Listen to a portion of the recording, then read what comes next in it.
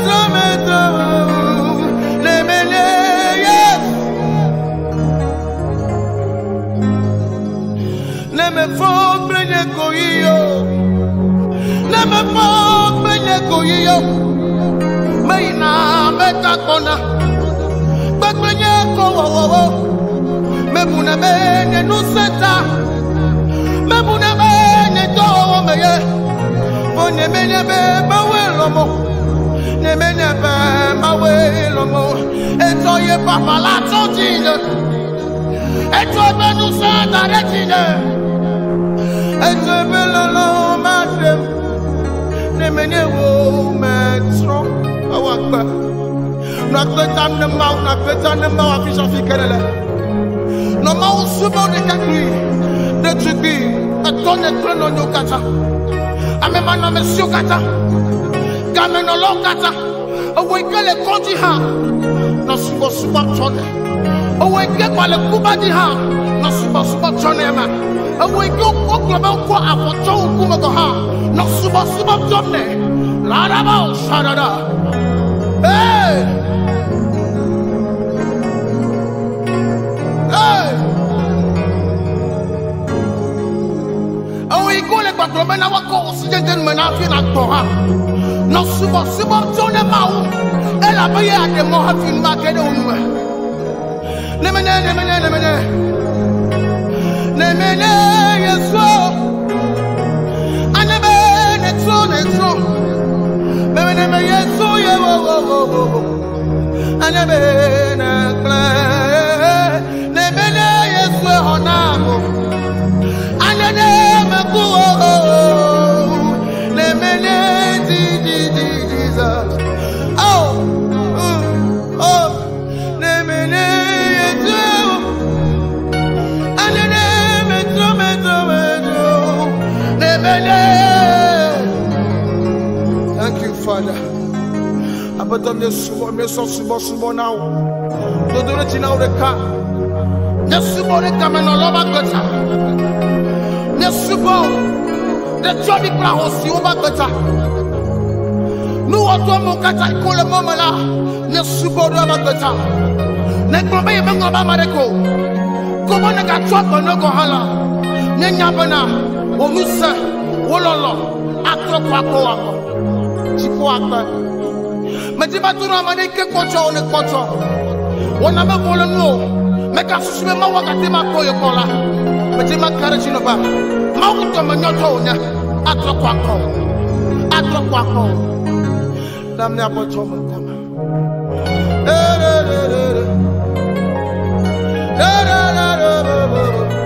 Nemene Yesu.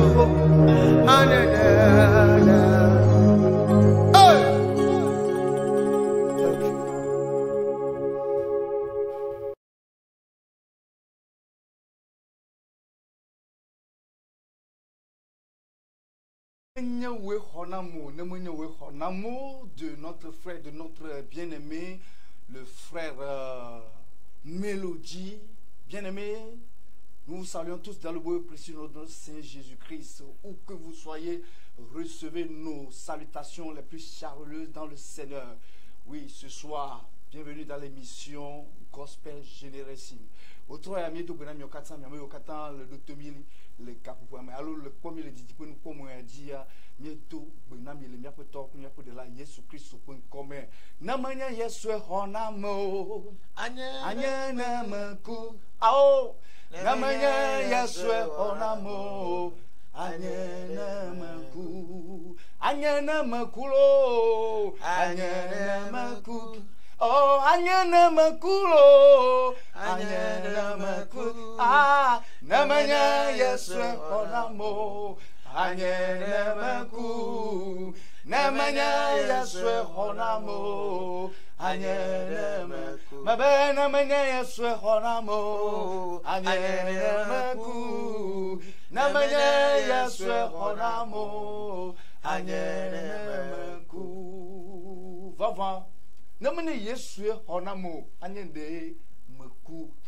yeka fuma wude eyinyata yapoto de la Yesu mieto nchiko koklebu yo kata dianao de toji no lawo de nupola kata pa agbeta we nami eyiya apoto mi biabe na ba no mia to me benu yo kata mia wo hina wo de kakoko nchiko kwe le Yesu Kristo pen come amen no vi loloto le wotroya miawe zonva zidekake wona ikemi tankode dibe gospel generation gospel generation amil pukude hadidi ike funu kude miama unti alo nyanyuamti nyanyu gbepa de lauto hadidi me hadidi kafuma ume subo ume wona ya miedo anyi tokebena nyatim akpede miape hadila onti akpede miape musique wolawo amoyo fuanu alo amoyo kafuna mawu to mon vuvu ojia wona ya le hena wape nkogbe yi bena miatim akpede onti no wa yinko nando yo ke le domodara le gospel pe hadidi me alo hadika fuma subo ko ona yo me yo ke nyo ple yo menyo nu yo katan le di yo ke miatim 3 loti bena wa nyo le wana yo me mial nkudo onti ala bena nu katan na te fiato wa de gato hena mio katan mi ko kogbe de ni do je si be 50 pe o la ma wo amenvuvu webe de kapu gedo am gedo la mawu po nana ya leume hena kafu do alo subo hajiji do adegbepa Kristo adegbepa nyanyua to hadidi omonu oji mi po talent alo nana to he le mi be so he o me nana to he le amgedo me gbe vivi le kona mo nunya le amosi gede bena wati afunu na vi loloto nya mo yokata le po mi le kapu me alo yo pasamido le wona ya me la mi biato mi agbobe nya tim akpede mi anti le wona ya me alebe na mi tim atutu mi no via o hena wape nkogbe yi le apotola me le wape subo do ya o me Tamiatim, ayo nomba ya alo anglo na mi le nomba ya odi 98 09 32 87 nya tso tongo nomba bede ntie la bana mi le togo ni gbaji mi amoyo kata le suivre mi alo le pomi le kapo mi le togo ni gbaji ta ni mi a composé nomba mi a composé togo be nomba tuma yo 228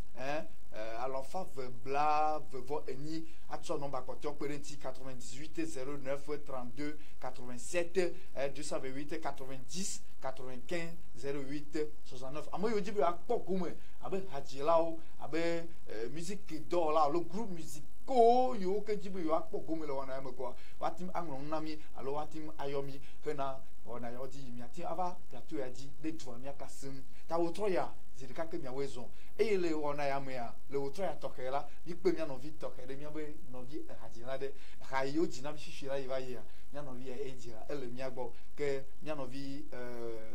mélodie mi no vi mélodie wezo yo eke mi fondo mi fonye ni so de ni cholo leke Kristo ale ami laji yele halemi akpe kaka leke ya tima de mi adoko to fia minu abale ke mi blessa ya nyen ko to melody ya me togo ni gbaji togo vidiji atwa togo vidiji alofara ya fo gbe a alo mi no kana mo po ya ko na ni le danso kwa nya se gba vide se gbo vide OK donc togo vidiji le togo be pika a togo mabla mo cho cheviema donc chevie vidiji ma OK que wezo yo ma woni yira mi se hagbe de fifi la yo pu na mi nela nyo de mangata o mvide na mi akora ajo hay kemi sa abale kemi se na alo me kemi ko fifi la ya ma to kwaji enyi wo be na manya yesu e khona mo anya da maku na manya yesu e khona mo anya da matron mabana menya yesu e khona mo anya da maku na menya yesu anya da maku ela bene menya weli na mo na menya wasiele na bejo anya da sonenu vailo yesu yesu we kudo dolo ao wa me nouvelle do lida na mena weli na mo na mena siele na bejo anyene sonenu vailo yesu we kudo dolo wa me nouvelle do lida. Oui. Avec cette voix sublime, cette voix puissante, pourquoi ne pas aider ce frère à aller de l'avant? Pourquoi ne pas contribuer à l'avancement du ministère de notre frère Mélodie? gbe ike le kɔm na mia nɔvi ya gbe sese ya gbe xɔasi ya nu katã mi ma tim akpe ɖe nɔvi yawo ŋuti bena woatim ayi ŋkɔ nɔvi melodi mawu ne yra o ehayawoa mie le sewo mi sena wo edzedzi taflate miantɔ miaƒe composition ya alo miantɔ miaƒe hakpakpa ya alo edzɔ dzi na mi eye mi tsɔe dzi be akafuma o Fola enyi hade keli li hoho ela be me sena hahovoa eli hoho fola eke mo gbogbo fo de nyebo be vinye ko haya e na ji e alo ko na to asise nchi a o dollar me de ba gbe me akasha me de ba gbe okay enyo fine haya ni hade keli hoho mi sena wa ye gatro dia gatro to nu video de me e o ganya sese nwie e glo fifi le be na me ke mo fo gbogbo fu de nu ya e jo jina be funpoto inspiration ma alo mo fo gbogbo fu da me nu ko nya ya nti egbeawa eze pambe gospel hajela gedo o mo gatin panaha voa o tsona hohodo o trona si le unti jina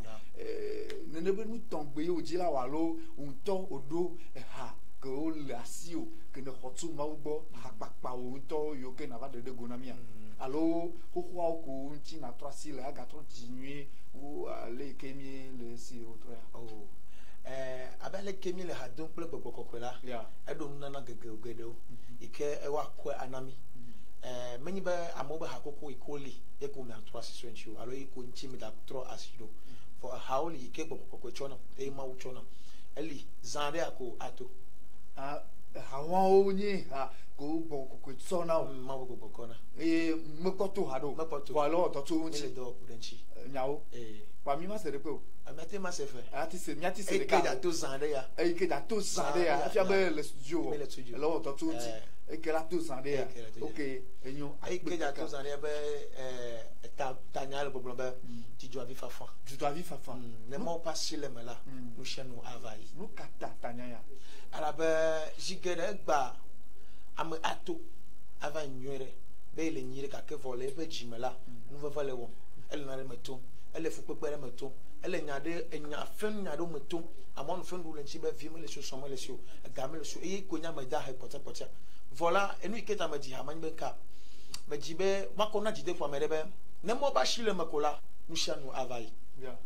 si la main de Dieu est dedans tout passera. Donc tu veux consoler les cœurs affligés, consoler ceux qui sont blessés intérieurement et qui ont des fardeaux. Tu veux les consoler. Bien on vient dire il y a fa qu'on a mis en vie que le tout veut se serrer mais tout hakbe ya que m'a dit mais wa de toi que toi si hanami tata mia se hakbe ya na mo de le tout dit ne se haya se de ka amia ma po po ne kasi ti be ati akpe de nti o be hadiji no ati atukaba ya se haya ka jujo avi fafa jujo koni fafa ne mau pasile me nusia nu lavai jujo avi fafa jujo koni fafa ne mau pasile me nusia nu lavai dole le penyama fipo de penyama sisa ne mau pasile me nusia nu lavai no kogbe ma de penyama tete de to penyama sisa ne mau pasile me nusia nu lavai jujo avi fafa jujo koni fafa ne mau pasile me nusia nu lavai mabe jujo avi fafa jujo koni fafa ne mau pasile me nusia nu lavai. Cesse de pleurer, cesse de se lamenter. Si la main de Dieu est dedans, tout passera. La situation sera changée. Crois au Seigneur et tu verras sa gloire. Et une khadidi que mia popo mia nobi mélodie, mélodie le glonami. Et il m'a dit mais tout maupe amengbe mia mélodie ade hagbe tonami. Alors ben ne laisser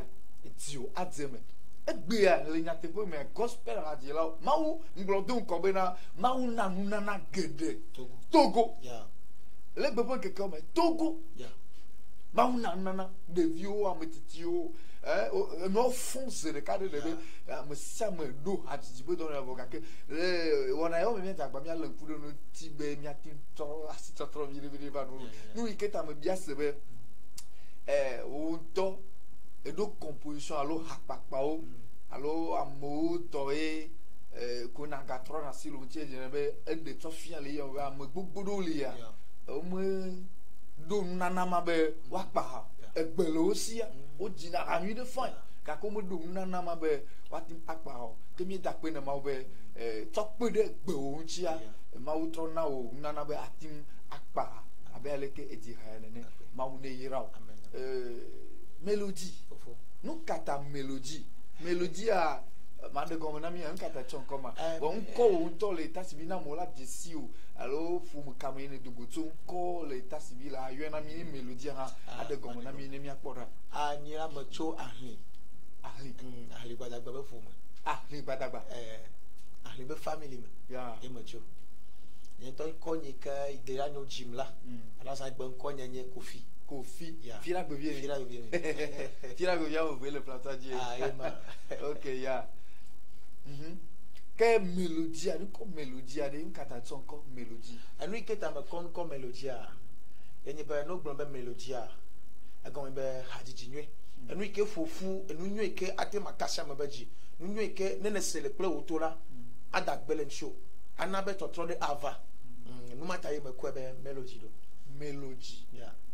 Ok, mi ke na me de se hagbenui amedo be hagbe ame dina nui lo ko la yo amedo dana gbagba bo ga ke ça ne va pas mais ko kamiati bo donc mélodie hagbenui la si ta son comment be ame sa me ka yo yi alo ayo nkoma na yi la onya be hagbenui le si ok subona me subona Nati d'ici, Fike ne Soubona. Soubona, Jésus donne la vie. Jésus donne la vie. L'église biblique, Jésus donne la vie. Ok, ok. Lequel le pour n'a bien c'est m'a dit be a pour tout dire la bena le dame fifi a me bio clube café mi a de no comme me bio be le nom fifi o vide moi bon na tout dit non na agati a pour vide non le hatidi be do ya me fifi a de ponene ya ti rotutudo le tutudo hopodo le hatidi pas pas dire la bena go centre de formation le allo choral groupe musicaux le de netino hatutumo do botore ma allo tutudo te pode rotutudo ko allo nu ya ma utse na otoko le do ko si ona toko ya magbon be ma wo ye ko enem e ke ma ko enami la bible na mi be ne ma ko na la na ola ele be na otoko de chi ke ma ko na ma eye no ale nyoma me ide be ko den ko na mi bo eye me be bia wa ba me pepere chi ble wa ba nu fia o le me la eye me va te fo na musique eye me gba ji na haja e ma na bo be nu na iko be de me la o fon donc le be son nu me son eye me ke ma u na o na vo le gave son afi va to do donc pour na keyboard pour na piano pour na bass pour na batterie pour na instrument quoi ta presque que mene tout le coup et que be me ça me pour na nous voir que ne me le de kagubi ama tout ne nuit mais ça me on a de ça de conclure voir que ne kanye préférence ou donc e kenyi okeke aba ma fiana no church wo ha ma fiana no hatoto donc on to fiona ma fiana instrument wa mo play hadidi ok d'accord wa egbe ya ehia be ne ho ne ma wu na na ka hotuturo do be eze la mo me lo hadila ge do me ne ma wu yo ne ma wu ton na ma wu tre na we ba hia be no vi amagbeto agaba no fion de abe tete le ma aussi na yo cho na wa su ho be na te o ti do nu kata na e ga hia be na ga ituturo hia be na hotuturo ala be mawla te ma kon na no be le walo malo le document la be piano ya te fo piano voilà na me fion be de cousine ma nyancho ne ma kon na mila de bible me la e ko talent na me do lo bonu wo do kurincha am sigera mo do kurincha mo do kurinchi gbogbo ni vo ame ko mo to do kurinchi wa e chi ne ma no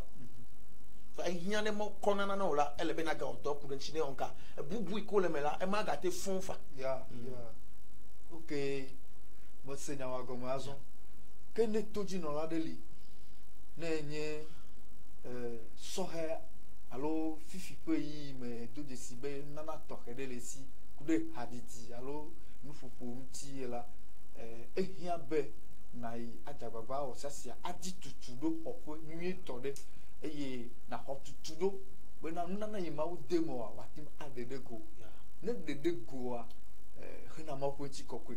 voici que les vidéos de sibena amagado be tutudo be yo mo ja hotutudo eye nu yi kele osia esuna onene be ga hia ba mo de kena pede uchi o amodo le nene mo na bo wa pede uchi o wa fia nu ye o va nenye be enyi nene pa mama o tongbe ya mati ko ha eye edo mati nyo eye amo mati ho eye ava globe atofu bombu ana mo abuna be na mo weti training ti kake amede ke mo ti training ti o le ale ke wonto na jababa agbopo doku eye to doku bobo na ya me na tim ahotuturo eye be nana yo le mo na de go na ma ko ti kokwe ya doku bobo ma no me ya amagado bebe ma hotuturo ke nyaka la timblo ne no vi yo le ke bu no ela bona itu di siga bele ajila gedo pa gbeme no yo ya na be doku bobo amali gedo kwa na be yo sune ne manu yi ke le usia egbele ke le kom na yo a suwo hoho na hajiji ke le ke de poto nyamanchi do enya ke me popure nyamanchi anyi be egba boss gere be amegere mana la bo afia yo alo megalo na be yo akpla no voilà n'importe qui soit que yo me midje alo me ke mi le hachim na la bobo nyenye ba mo nye egbon le penya be na die voilà afi de pepe ko le la e ga jina be ya strong tanu ike me je ma to ne to nye de alo me ke le nya kpo me gba la hajito ameka hajito nka ke ne ga ono ne ga nya wo ha yina jinu alo yina gba bia fiafia bu ala be ekpakpla me la ye bu iko nto ne bu be nya chala obu aga te ma va no tab ele be mia bobo mia do ku la ficha fi eye mia kpla na me shia me gbo me kanya me ke onyo de vi onya me ga onyo ele be mia kpla na me shia me gbo. Ok, merci beaucoup. Nous sommes dans l'émission Gospel Génération. Gospel Génération, nous parlons de Dieu, nous parlons de notre Seigneur Jésus, nous parlons de l'évangile, l'évangile annoncé à travers la musique, à travers les chants et l'adoration. Nenebe nglona djiji be mati fupu tu amede ti ne me disi ame. Vo gba mi du si be amege do tite la be na gbele ko nao e yo po be amo le préféré amo le taside ma wo kafka pour audita autant tite le jiha. Voilà, ame ma wo me disi ameyi kenye e hadilanto. Halo ha e hasianto imi aglo. Ameke nyaka no we am sa titi ko be lo gospel gospel la me ka mo vie la ti o gospel musique me ka mo vie la ti o ameke pour mo vie la o gospel musique a ameshama tema we nkata no blama shama ameke gbe fu Kristo me e benye Kristo ko avala te no la ko ni ma usubola atema di gospel e fi obe na précision donc me gbanya me sia me la ti we mo le mi popo yenu e fi a 1000 ans ameike ho Kristo dise yeah ye ko ati we amenya nu kude ameanti ameke o da o do ya me o da o do na amenya nu kude ti ameja mama yo me amei ho amema dise vu amema me amema ye ko ati fon atema fon kuda amema kuda amema nti fonu iketa me blonsa bo be amesha me atema wa nyi benka egbala mi so na be musique ke alo gospel la mi ko agbo tudwe la be na no musique ro le hijama iko dibe yo ha ya odo abem yo kene vo mon popo me lo washo fo ne mi te na mon popo te va yo vu Kristo me la wo cho atema ji ha ne ma wo ke ehia be wa vu Kristo me afi awo do ne ma wo ya yo be gospel la na te pe ezebe si bebele ke dibe agbo ne fifia amagodo susube o tu modu alo mia gospel o mie voilà le ko mie do la tin de gomena ma le ko mie do abale ke magblebe umia ebe mama alo ame koma to se nyama na ke magblebe ne novi wo do fie ko wo po eya kike mo be ha ojina medo mo popo ke ava gogo mia be mike wo mielo alo edu mo popo aponpo kuri na be gospel nju nyama nya ke gbami lesem voa mike ni ve viete ma na mo popo na novio e ke no vala lui ke wo mile la ma wate ma tueme ana wa trochi me alo ana wate ma je Kristo yo me. OK voa le nu popo ni nu klue mo nya yo ne gloa elle ma pade voa amede matin si vous voulez que mi blofi ne vera amede matin punto ma wuti ne me jesi ma alo matin punto Kristo nti adegbe pa Kristo na amede la musique o mile c'est la musique souterraine, la musique qui sauve. Musique qui atteint des âmes. Atteint des âmes. Anna de papa me, anna gbeame. Ta obe nui la mesia ya menana. Amerique atteint au gospel musique. Ye musique ma atteint des âmes. Elebe ba amiato nano. Amiato na po de amiato na po de papa mana no me. Eye de popo me ke suesi la ala tin chena no via buyoke me popo de hado eye mon popo malati sune ne pa me maosi ne nyebe otin va de popo ta gospel la ya te pe ewo na yoyo na me se mi me tumo de gospel la gake happy na ti wo doma ele bona na gede ale po ma me na gede hatutu ma me ni me kare jibe na ne ni te la fifi quoi mo na te la be do quoi wa ba alo ya gbede quoi so me ka kwa ba ho se me ka chakare me viro wa ti bo ne te ka ngo mo le fun ma ti nya gbede quoi wa yo be mo ne ba no te la do be mo na o do o se ko fo no be ne ton ya ta le be na Kristo fo gbe pa de alo nya nwi ke mi be mi akaka nya me yo nya nya voa mi le de gbefa ne amere ni profane amere ni he ya me to gbele ko ne o ti bi ya di ma o fe ha ele ne be wa va ma wa gbo wa va Kristo gbo ato do kuina hafi ala bena where o town la ti wo si be bo ke ne o se ko mere o la ti gbele ko na ta la si o von kan ti o be ji na wa profane o se ko mere o we bibla na mi nya be o de nu kata pe mo na no ikake when you kata inyo na mo when you kata jona mo de ko am alisi no mako gbogbo plona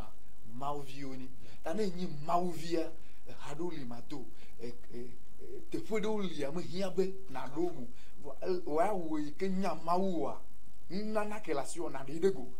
na de go a be bibla to na mi be nya oni hia mo be kekeli we nyi kekeli ade kekeli wa rego eye de kekeli wa de go a vitiola bu eye amayi o ko kekeli o la ba kekeli agbo eye kekeli aduro o la ba kekeli agbo dai minyi ha didi gospel minyi mau hadila o la elebe kekeli na klena amayi o ke me pole wo eye wa va kekeli agbo wa zu abe mia o ke nene afia wo nti do lese ko mera ta mi me tumo e am to me ka susube mi tumo na yo va condition lenti va ni de si be na me do to china tegba kwa to na mawu adidi o yo na mawu ko le ade me kwa va ne mi le nku de wuti mi po pe zoso mo la o me ji si mawu o me ni Kristo to mo bu Kristo mo ke o to mawu pe ko da de hadiko va ne le nku do pa pe no no tia to vuvu croix ke le otro ya mi dibe mi na toji no la alo amayo kata le pomi le kapopo ya mebe ne nye mawu hajila ele no bena na tisi amayi pe hajim ne le ele bebere na nya wa agbe no na soku ne pa mama ela be no yo nko tare mi antibe mi ni Kristo towa gomo sese yike le sine be Kristo vitukui ela be Antiochia yo de si nsoro le gbabe onye Kristo to yo do nko manawo mini mi anto wela no globena mini Kristo ga ke mi apa agbena no wa de tofia la bena mi le de Kristo tofia mo to mi apo no to mi apo adidiome et la musique ne se chante pas seulement mais elle se vit musique are ndi bo ma gbona adilade ke le do to fifi la lo ke le po ma be hadzidza me nye ɖewo dzina le ŋme kpa o gake wonɔna agbe ɖe nu ye nu ke wòle dzia anɔ nu eƒe agbe gospel la ele mélanger gbe alo ele mélanger tsaka mi gba nya ame kae nya ame ka o mi gba nya ame kae nya ame ka o va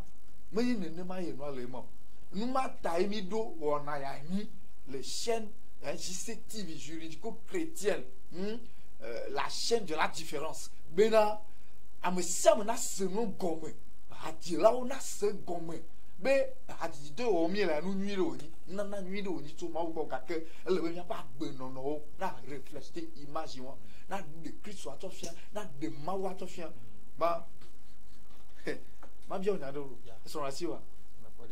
nkata la be mawu be ga xɔ me mawu be ga ŋgɔ so ɖeka ɖe dzia ƒo ke le asi o fún fia la ti de sɔrɔ dzo mawu be ga ŋgɔ kɔ su ne nka ga ewo le asi o lo ka ala be gba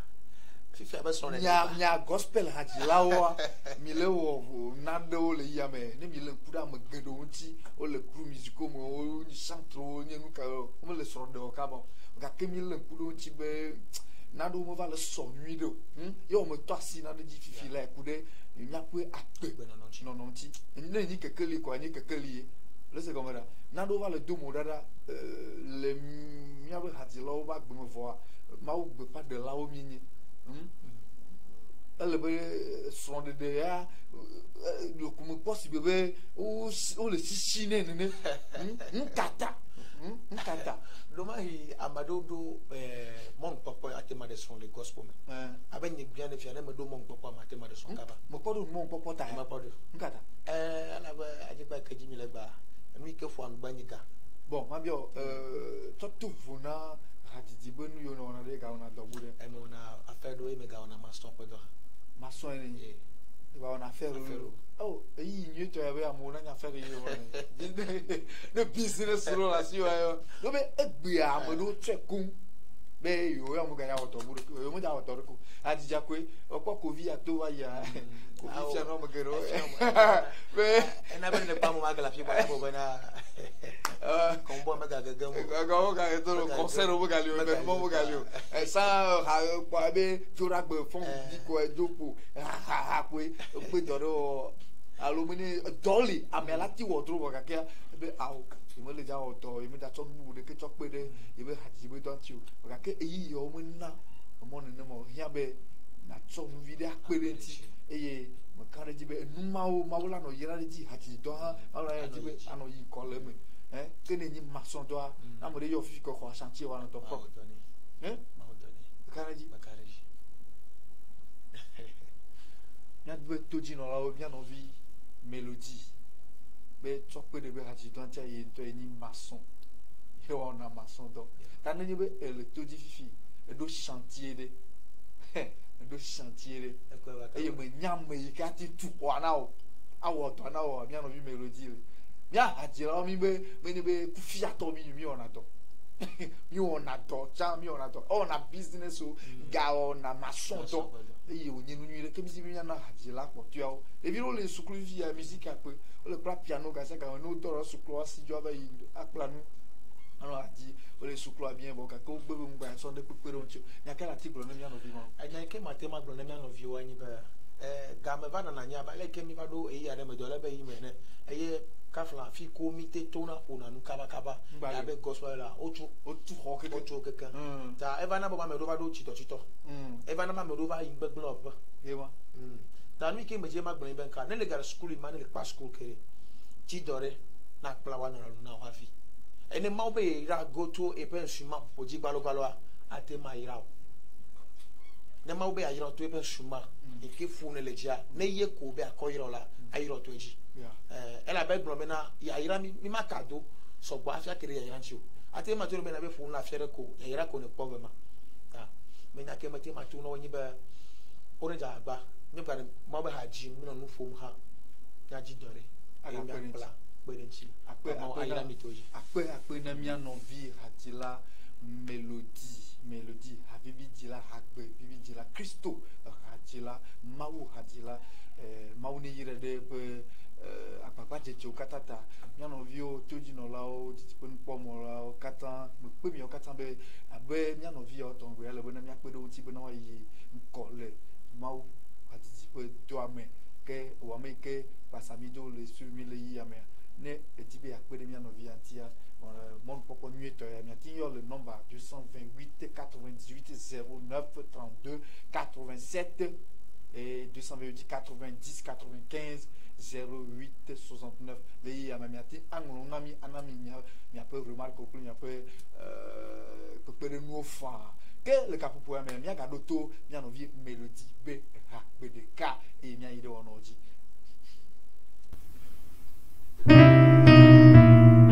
Thank you, Jesus.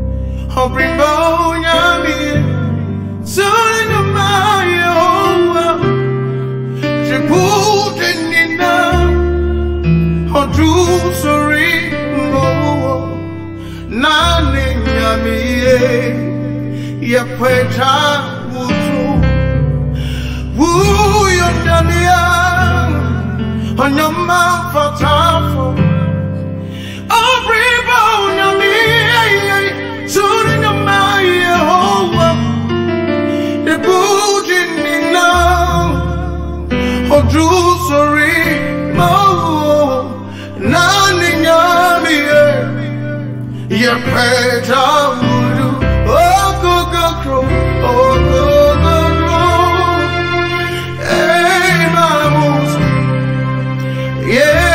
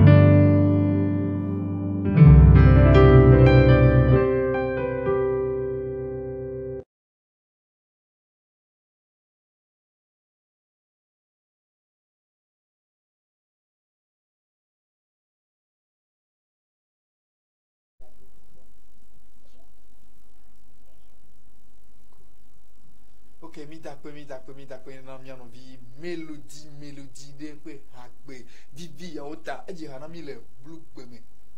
blugbeme alo blugbeme Yeah. habe tanya be okokroko agomede Kura go me ma un seto. ma unu seto Yeah.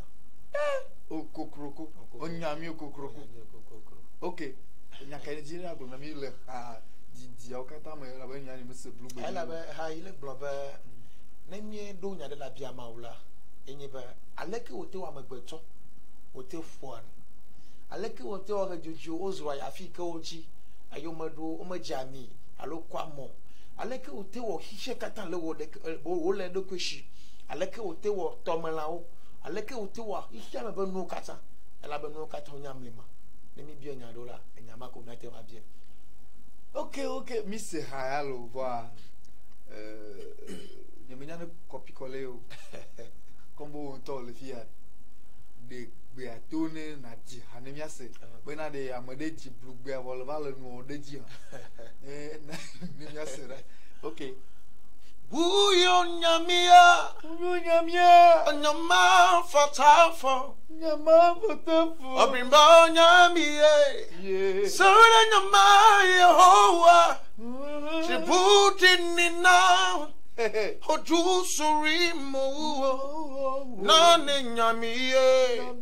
Epeja uju Miwasimi bisawa Miwasimi kachawa Oye pena humani pankasa Oye dene no meitu Oye dene sote momo Tobi bena unikasa Yeso enya uni minyate No nebra Kabribi chamo Kabribi chamo Kabribi chamo Kabribi chamo Kabribi chamo Kabribi chamo Kabribi chamo Nale Ema muso Yeah. hey Thank you, Jesus. oh you know ok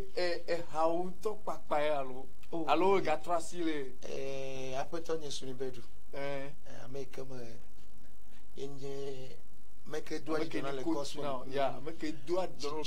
alo ameke po film ne so Frame Amazon enye suni bedu. yeah Ta age Sony Badun suni bedu. yeah okay yeah baba jafire okay omodopo Sony Badun okay enye amei po film ne so alo okay d'accord ebe ha o to 4 sile TV no vi lo to abegbe hosi pe dugu sen ala be mi anta gbagba mi apede nti we na wati ayinko frère Melody na mo yo le docteur le kapwa me alo le po ma bien sebe afina gbon nyama mlena wa le mo so so amenya be dugu ha gdo la be hadidia me nfa fa banyu ati kasen vire na mia Maglobe le emotions on amela no get the ole abele kene gbenya me be torture yakwa yo mo chichi ava eye chito ava vo eye megaji magbona mere chambo be ne lagbeme e mo kon pe pare demo la nyambo be nu pe pon ava vo ne mo ba shile me la na te ole me ok boko sebe le studio yi abe o do a o clip video clip to mo ya ga na do ne mo po to hade alo mo po de album mo to hado mo ko sebe difficulté na ga po nyawo côté financier ga be nyawo le kebele do mo ko sebe mo to gbe ne be ti be awoyo na amado fifiade nyaka na dinglo na Maglobe le miape hajiji be nu yomela egba no mamara nyabe haum to wato voilà ekochi agabo ala be fifi ni na o do les réseaux sociaux ji na o ha le studio play vidéo la ga onye ta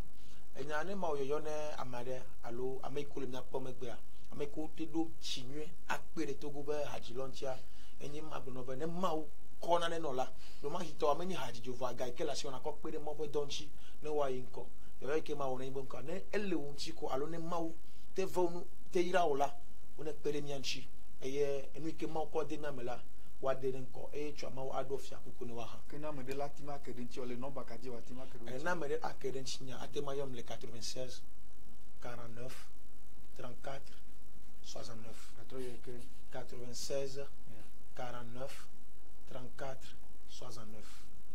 non vi loloto nous pour là-haut dit peut nous pour là-haut y a moi 400 long JCTV peut n'y go et miel n'y a pas télévision comme les pommes les capons les d'automne au 400 000 gloire ma on ira mi l'autre et mi khomia be radila yoko yana bena mélodie et mélodie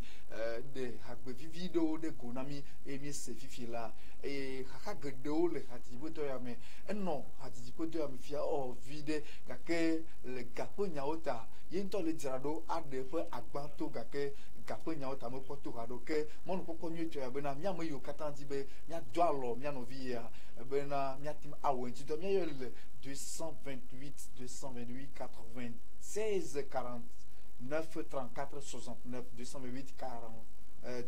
96 49 34 69 et mia kede mia novi mélodie nti et ne bi na mi di bena wona ya ikemi le wa ya mia tim agede me papemi abe hadila o mia tim homile chaîne ya di le plateau ya di mini groupe musicaux allo mini hadila o mini nu ya do mia tim homile mo ya nuela mia tim a ayomi le nombre ya oji 228 98 09 38 32 87 228 98 09 32 87 228 90 95 08 69 228 90 95 08 69 ne mi yo ko alo mi pupo na mi mi ati mo na mi le number ya odifa mi ati anami mi ape nu popo denko na pe pepe de nu we na wana ya no ati ayinko ya pe de mi ape hatila Togo vio tibena wa yinko lopo haji do me ya do dara tutudo hope eye wa ho tutudo gbenyu to no wa no osi nu fufu nyu na nani alebena ne mi se obe haola hajija ne wa tim awo do re mi di betaro jimi ke nti mawu yo do wa tim akponko gbe dedele me eye tutudo hope nyu to le ke ya tim ado mi ape haji lo do ho tutudo alebena te pui ke wa me ke ni gospel Kadila mauvi atime hotuturu le echanle ne mekareji be ne nye mau hajila ave hotuturu le hupamo ne mekareji ne ifima hupamo bonu la fion bona i mau papo me mau ponu la fion da tuturu hopo nyu to li ke mau pe nyaole wato atumiro bona nyatim ayiden ko yata le wona ya me de kukube nyakpe de nyanti be na yati akon ko gwedete mawni yira mi e mo po amanu be ne gbango de nyanti ni dakpe na mi be ni no wona me akpe mi kakava sere te po ya ke mi do to mi be subola mawde be dada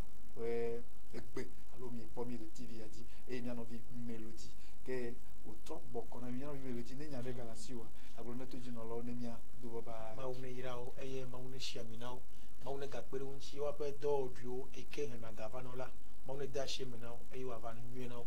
OK, akpe na amesiame mawne yirami. Merci beaucoup. Une bonne soirée à toutes et à tous. À nous revoir le samedi prochain à partir de 18 à telle heure. Soyez avec nous dans l'émission Gospel Generation. Dieu vous bénisse. Bye bye. Bye bye.